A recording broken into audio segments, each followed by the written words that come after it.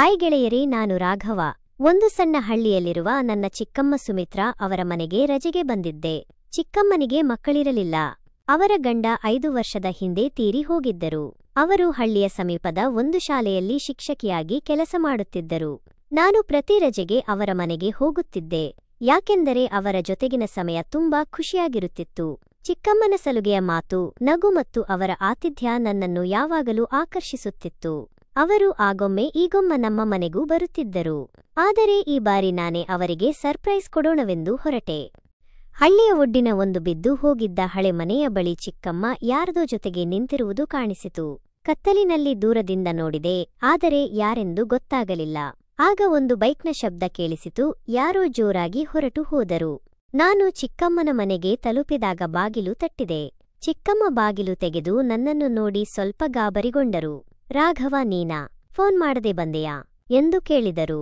ಅವರ ಮುಖದಲ್ಲಿ ಒಂದು ರೀತಿಯ ಆತಂಕ ಕಾಣಿಸಿತು. ಚಿಕ್ಕಮ್ಮ, ಸರ್ಪ್ರೈಸ್ ಕೊಡೋಣ ಅಂತ ಬಂದೆ ಎಂದು ನಾನು ನಗುತ್ತಾ ಹೇಳಿದೆ. ಅಪ್ಪನಿಗೆ ಗೊತ್ತಿಲ್ಲ ಚಿಕ್ಕಮ್ಮ, ನೀವು ಯಾರಿಗೂ ಹೇಳಬೇಡಿ ಅಂತ ಕೇಳಿಕೊಂಡೆ. ಅವರು ಸರಿ ಒಳಗೆ ಬಾ ಅಂತ ಹೇಳಿ 1 ನಿಮಿಷ ತಡಿ ಅಂತ ಬಾಗಿಲು ಮುಚ್ಚಿದರು. ನನಗೆ ಆಶ್ಚರ್ಯವಾಯಿತು. ಇದೇನು ಚಿಕ್ಕಮ್ಮ ಯಾಕೆ ಹೀಗೆ ಮಾಡಿದರು ಎಂದು ಯೋಚಿಸತೊಡಗಿದೆ. ಸ್ವಲ್ಪ ಹೊತ್ತಿನ ಬಳಿಕ ಬಾಗಿಲು ತೆಗೆದು, ಬಾರೋ ರಾಘವ, ನಾನು ಶಾಲೆಯ ಕೆಲಸದಿಂದ ಮನೆಯಲ್ಲೇ ಇದ್ದೆ, ಈಗ ಕೆಲಸ ಮುಗಿಯಿತು ಎಂದು ಹೇಳಿದರು. ಆದರೆ ಅವರ ಕಣ್ಣಿನಲ್ಲಿ ಒಂದು ರೀತಿಯ ರಹಸ್ಯ ಕಾಣಿಸಿತು. ನಾನು ಒಳಗೆ ಹೋಗುವಾಗ ಕೋಣೆಯೊಂದರಲ್ಲಿ ಯಾರೋ ಕುಳಿತಿರುವುದು ಕಂಡಿತು. ಚಿಕ್ಕಮ್ಮ ತಕ್ಷಣ, ಅಯ್ಯೋ, ಇವರು ಶರತ್, ನಮ್ಮ ಶಾಲೆಯಲ್ಲಿ ಕೆಲಸ ಮಾಡ್ತಾರೆ. ಇವಾಗ ಶಾಲೆಯ ಒಂದು ಪ್ರಾಜೆಕ್ಟ್ಗೆ ಚರ್ಚೆಗೆ ಬಂದಿದ್ದಾರೆ ಎಂದು ಹೇಳಿದರು. ಶರತ್ನ ಮುಖ ನೋಡಿದರೆ ಅವನು ಶಿಕ್ಷಕನಂತೆ ಕಾಣಲಿಲ್ಲ. ಕೈಯಲ್ಲಿ ಬೈಕ್ ಹೆಲ್ಮೆಟ್, ಕಣ್ಣಿನಲ್ಲಿ ಒಂದು ತುಂಟಾಟದ ಗೀಳು. ಚಿಕ್ಕಮ್ಮ, ಈ ಶರತ್ ಶಿಕ್ಷಕನಂತೆ ಇಲ್ಲವಲ್ಲ, ಯಾವುದೋ ಸಿನಿಮಾ ಹೀರೋನಂತೆ ಕಾಣ್ತಾನೆ ಅಂತ ತಮಾಷೆಯಾಗಿ ಹೇಳಿದೆ. ಚಿಕ್ಕಮ್ಮ ನಗುತ್ತಾ, ಅಯ್ಯೋ ರಾಘವ, ನಿನಗೆ ಈಗ ತುಂಟಾಟ ಶುರುವಾಯಿತೆ? ಸರಿ, ಒಳಗೆ ಬಂದು ಕೂತ್ಕೋ ಅಂತ ಉತ್ತರಿಸಿದರು. ನನಗೆ ಅನುಮಾನವಾಯಿತು, ಆದರೆ ಅದು ಸರಿ ಅಂತ ಸುಮ್ಮನಾದೆ. ರಾತ್ರಿ 10 ಗಂಟೆಯಾದರೂ ಶರತ್ ಇರಲಿಲ್ಲ. ಚಿಕ್ಕಮ್ಮನಿಗೆ ಕೇಳಿದಾಗ ಅವನಿಗೆ ಶಾಲೆಯಿಂದ ಕಾಲ್ ಬಂತು, ತುರ್ತು ಕೆಲಸಕ್ಕೆ ಹೋದ ಅಂತ ಹೇಳಿದರು. ನೀವು ಶಾಲೆಗೆ ಹೋಗಲ್ವಾ ಅಂತ ಕೇಳಿದೆ. ಇಲ್ಲ, 2 ದಿನ ರಜೆ ಇದೆ ಅಂತ ಚಿಕ್ಕಮ್ಮ ಉತ್ತರಿಸಿದರು. ಅಂದರೆ ಚಿಕ್ಕಮ್ಮ, ಈ 2 ದಿನ ನಾವಿಬ್ಬರೇ ಇರ್ತೀವಾ? ಏನಾದರೂ ಮಾಡೋಣ ಅಂತ ತಲೆಯಾಗಿ ಕೇಳಿದೆ. ಚಿಕ್ಕಮ್ಮ ಕಿಚಾಯಿಸುತ್ತಾ, ರಾಘವ, ನಿನಗೆ ಈಗ ತುಂಟಾಟದ ಯೋಚನೆ ಜಾಸ್ತಿಯಾಯಿತು. ಮೊದಲು ಚಹಾ ಕುಡಿ, ಆಮೇಲೆ ತುಂಟಾಟದ ಬಗ್ಗೆ ಯೋಚನೆ ಮಾಡು ಎಂದರು. ಚಿಕ್ಕಮ್ಮ ಚಹಾ ಕೊಡುವಾಗ ಸೀರೆ ಸ್ವಲ್ಪ ಕೆಳಗಿಳಿದಿತ್ತು. ಅವರ ಉಬ್ಬು ಕಾಣಿಸುತ್ತಿತ್ತು. ನಾನು ಅದನ್ನೇ ನೋಡುತ್ತಿದ್ದೆ. ಅವರು ಗಮನಿಸಿ, ಏನು ರಾಘವ, ಚಹಾದಲ್ಲೇ ಏನಾದರೂ ಬಂಗಾರ ಇದೆಯಾ ಅಂತ ಕಿಚಾಯಿಸಿದರು. ನಾನು ನಗುತ್ತಾ, ಚಿಕ್ಕಮ್ಮ, ನಿಮ್ಮ ಚಹಾದ ರುಚಿಯೇ ಬೇರೆ, ಇದರಲ್ಲಿ ಏನಾದರೂ ಸೀಕ್ರೆಟ್ ಇದೆಯಾ ಅಂತ ಕೇಳಿದೆ. ಅವರು ಕಣ್ಣು ಸನ್ನೆ ಮಾಡಿ, ಸೀಕ್ರೆಟ್ ಇದ್ದರೆ ನೀನೇ ಕಂಡುಹಿಡಿ ಅಂತ ಹೇಳಿದರು. ಮರುದಿನ ಬೆಳಗ್ಗೆ ಚಿಕ್ಕಮ್ಮ ಅಡುಗೆ ಮಾಡುತ್ತಿದ್ದರು. ಅವರ ಸೀರೆ ಸ್ವಲ್ಪ ಕೆಳಗಿಳಿದಿತ್ತು. ನಾನು ಗಮನಿಸಿದೆ. ಚಿಕ್ಕಮ್ಮ, ನಿಮ್ಮ ಸೀರೆಗೆ ಏನಾಗಿದೆ? ಸರಿ ಮಾಡಿಕೊಳ್ಳಿ, ಇಲ್ಲ ಅಂದರೆ ನಾನೇ ಸರಿ ಮಾಡಬೇಕಾದಿತ್ತು ಅಂತ ತುಂಟಾಟದಿಂದ ಹೇಳಿದೆ. ಅವರು ಸೀರೆ ಸರಿ ಮಾಡಿಕೊಂಡು, ರಾಘವ, ನೀನು ಸರಿ ಮಾಡುವ ಕೆಲಸಕ್ಕೆ ಬರ್ತೀಯಾ ಅಂತ ಒಂದು ರೀತಿಯ ಕಾತರದ ನಗುವಿನಿಂದ ಕೇಳಿದರು. ನಾನು, ಚಿಕ್ಕಮ್ಮ, ಸಿಕ್ಕರೆ ಎಲ್ಲವನ್ನೂ ಸರಿ ಮಾಡ್ತೀನಿ ಹೇಳಿದೆ. ಚಿಕ್ಕಮ್ಮ ನಗುತ್ತಾ, ಸಾಕು, ಈಗ ಊಟಕ್ಕೆ ಕೂತ್ಕೋ, ಆಮೇಲೆ ಯೋಚನೆ ಮಾಡು ಅಂತ ಹೇಳಿದರು. ಆ ದಿನ ಮಧ್ಯಾಹ್ನ ಚಿಕ್ಕಮ್ಮ, ನಾನು ಹೊರಗಡೆ ಒಂದು ಕೆಲಸಕ್ಕೆ ಹೋಗಿ ಬರ್ತೀನಿ ಅಂತ ಹೊರಟರು. ನಾನು ಸುಮ್ಮನೆ ಅವರ ಕೊಠಡಿಗೆ ಹೋದಾಗ ಒಂದು ಬೈಕ್ ಹೆಲ್ಮೆಟ್, ಕೆಲವು ಪುಸ್ತಕಗಳು ಮತ್ತು ಒಂದು ಸ್ಟೈಲಿಶ್ ಜಾಕೆಟ್ ಕಂಡಿತು. ಇದೆಲ್ಲ ಯಾಕೆ ಇಲ್ಲಿದೆ? ಶರತ್ನ ಜಾಕೆಟ್ ಇದೆನಾ ಅಂತ ಯೋಚಿಸತೊಡಗಿದೆ. ಚಿಕ್ಕಮ್ಮ ಬಂದ ಬಳಿಕ ಆ ರಾತ್ರಿ ನಾವಿಬ್ಬರೂ ಊಟ ಮಾಡಿದೆವು. ಊಟದ ವೇಳೆ ಚಿಕ್ಕಮ್ಮನ ಕೈಯಿಂದ ಒಂದು ಚಪಾತಿ ಬಿತ್ತು. ಅಯ್ಯೋ ಚಿಕ್ಕಮ್ಮ, ನಿಮ್ಮ ಚಪಾತಿಯೇ ಜಾರಿ ಹೋಗ್ತಿದೆ ಅಂತ ತಮಾಷೆಯಾಗಿ ಹೇಳಿದೆ. ಅವರು, ನಿನ್ನ ಕಣ್ಣುಗಳೇ ಜಾರಾಡುತ್ತಿವೆ ರಾಘವ, ಚಪಾತಿಯನ್ನ ಬಿಟ್ಟು ಬೇರೆ ಏನನ್ನು ನೋಡ್ತಿದೀಯಾ ಅಂತ ಕಿಚಾಯಿಸಿದರು. ನಾನು, ಚಿಕ್ಕಮ್ಮ, ನಿಮಗಿಂತ ನಿಮ್ಮ ಚಪಾತಿಯೇ ಸುಂದರವಾಗಿದೆ ಅಂತ ಉತ್ತರಿಸಿದೆ.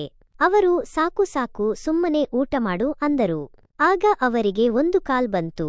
ನನ್ನ ಮನಸ್ಸಿನಲ್ಲಿ ಅನುಮಾನ ಬಿಡಲಿಲ್ಲ.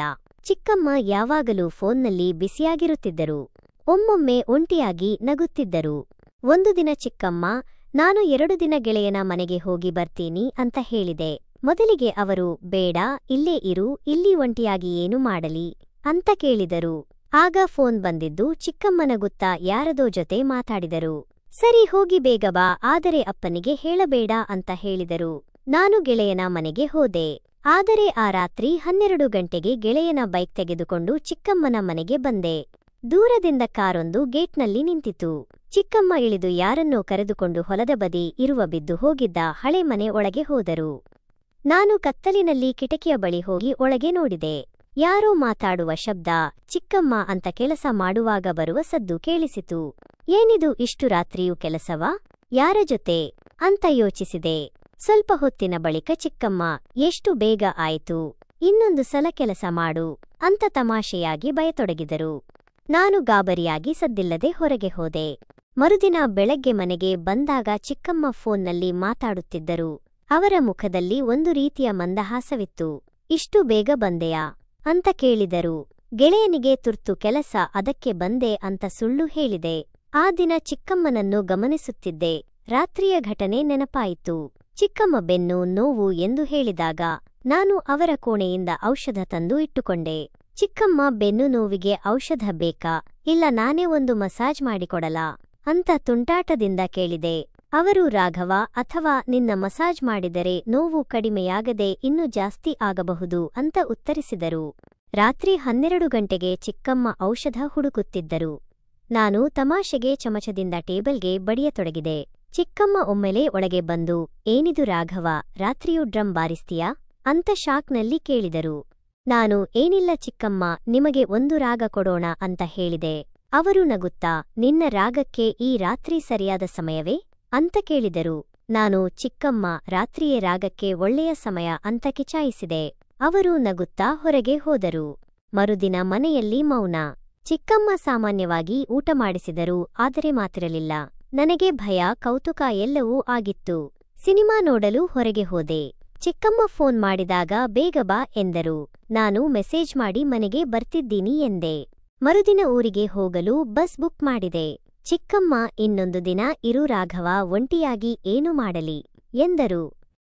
ನಾನು, ಚಿಕ್ಕಮ್ಮ, ಇಲ್ಲಿ ಇದ್ದರೆ ಕಷ್ಟ. ನಿಮ್ಮ ಈ ಕೆಲಸಗಳು ನನ್ನ ತಲೆ ತಿರುಗಿಸಿ ಬಿಡುತ್ತವೆ ಅಂತ ಹೇಳಿದೆ. ಅವರು ತಲೆ ತಿರುಗಾಡೋದಕ್ಕೆ ನಾನೇನು ಮಾಡಿದೆ? ನಾನು ಧೈರ್ಯ ಮಾಡಿ, ಚಿಕ್ಕಮ್ಮ, ನೀವೆಂದರೆ ನನಗೆ ಇಷ್ಟ. ನೀವು ಹೊರಗಡೆ ಏನು ಹುಡುಕಾಡಬೇಡಿ, ನನಗೆ ಎಲ್ಲ ಗೊತ್ತು ಎಂದೆ. ಚಿಕ್ಕಮ್ಮ ತಕ್ಷಣ, ನಿನಗೇನು ಗೊತ್ತು ರಾಘವ ಎಂದು ಕೇಳಿದರು. ನಾನು ರಾತ್ರಿಯ ಘಟನೆಯನ್ನು ಹೇಳಿದೆ. ಅವರು, ಹೌದಾ, ಹಾಗಾದರೆ ಹಬ್ಬ ಮಾಡೋಣ ಎಂದರು. ನಾನು ಭಯದಿಂದ ಹೋದೆ. ಚಿಕ್ಕಮ್ಮ, ನೀನು ಯಾಕೆ ಭಯಪಟ್ಟಿಯಾ, ಎಲ್ಲವನ್ನೂ ಹೇಳಿಕೊಡ್ತೀನಿ ಎಂದರು. ಆ ರಾತ್ರಿ ನಾವಿಬ್ಬರೂ ಸೇರಿ ಒಂದು ರೀತಿಯ ಒಡನಾಟದಲ್ಲಿ ಸರಿಯಾಗಿಯೇ ಆ ಕೆಲಸ ಮಾಡಿದೆವು. ಇಬ್ಬರ ಹಸಿವು ನೀಗಿಸಿಕೊಂಡೆವು. ಚಿಕ್ಕಮ್ಮ, ನಿನಗೆ ಈ ಕೆಲಸ ಇಷ್ಟವಾಯ್ತಾ? ಇನ್ನೊಂದು ಸಲ ಟ್ರೈ ಮಾಡೋಣವಾ ಎಂದು ತುಂಟಾಟದಿಂದ ಕೇಳಿದರು. ನಾನು, ಚಿಕ್ಕಮ್ಮ, ನಿಮ್ಮ ಕೆಲಸಕ್ಕೆ ಯಾವಾಗಲೂ ರೆಡಿ ಇದ್ದೀನಿ ಅಂತ ಹೇಳಿದೆ. ಚಿಕ್ಕಮ್ಮ, ಯಾರಿಗೂ ಹೇಳಬೇಡ, ಕಷ್ಟ ಆಗುತ್ತೆ ಎಂದರು. ನಾನು ಬಸ್ ರದ್ದು ಮಾಡಿ 1 ವಾರ ಅಲ್ಲೇ ಇದ್ದೆ. ಚಿಕ್ಕಮ್ಮ ಎಲ್ಲವನ್ನೂ ಕಲಿಸಿದರು. ರಾಘವ, ಈ ಕೆಲಸದಲ್ಲಿ ನೀನು ಈಗ ಎಕ್ಸ್ಪರ್ಟ್ ಆದೆ ಅಂತ ಚಿಕ್ಕಮ್ಮ ತಮಾಷೆಯಾಗಿ ಹೇಳಿದರು. ನಾನು, ಚಿಕ್ಕಮ್ಮ, ಇದಕ್ಕೆ ನೀವೇ ಗುರು, ಇನ್ನು ಕಲಿಯೋಣ ಅಂತ ತಿರುಗಿಸಿದೆ. ಆ ವಾರ ಚಿಕ್ಕಮ್ಮನ ಜೊತೆಗಿನ ಸಮಯ ಒಂದು ರೀತಿಯ ತುಂಟಾಟದಿಂದ ಕಳೆಯಿತು. ಗೆಳೆಯರೇ, ಈ ಕಥೆ ಇಷ್ಟವಾದರೆ ಲೈಕ್ ಮಾಡಿ, ನಮ್ಮ ಚಾನೆಲ್ ಸಬ್ಸ್ಕ್ರೈಬ್ ಮಾಡಿ.